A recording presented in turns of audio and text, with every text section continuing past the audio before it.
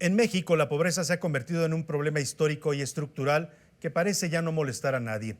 Lejos de ser un asunto de emergencia nacional, la pobreza en la que vive casi la mitad de los mexicanos se ha convertido en un botín político, que lo mismo sirve para ganar votos que para impulsar proyectos políticos o para redactar discursos demagógicos de gobiernos que dicen luchar contra el fenómeno de la pauperización social, pero más bien se dedican a administrarlo como una fuente de retórica política y hasta de control social. ¿Qué tan mal estará el enfoque de nuestras instituciones con respecto al problema de la pobreza, que en lugar de estar discutiendo cómo acabarla, hoy los organismos públicos en México se pelean por cómo debe medirse la pobreza y a quién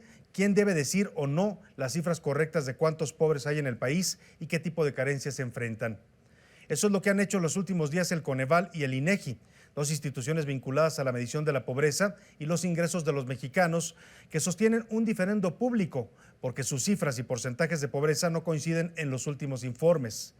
Y es que el INEGI afirmó recientemente que, basado en la caída de los ingresos de los hogares mexicanos en el último año, había aumentado el porcentaje de mexicanos en el rango de pobreza económica, lo cual no le gustó a los del Consejo Nacional de Evaluación de la Política Social, que acusaron al INEGI de aplicar una metodología distinta a la que habían acordado.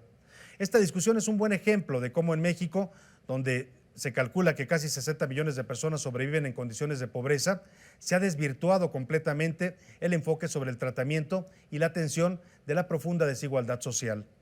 Ahora parece que importa más la medición y las metodologías que el drama que representa en sí misma la pobreza.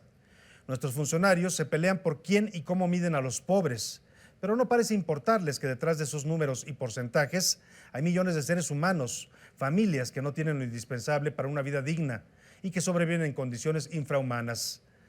Mientras no cambie el modelo económico y social, ser pobre en México seguirá siendo un tema más de discurso y de programas políticos que solo dan paliativos y migajas, y no la emergencia nacional, que debiera ser que la mitad de nuestra población sobreviva en condiciones de miseria.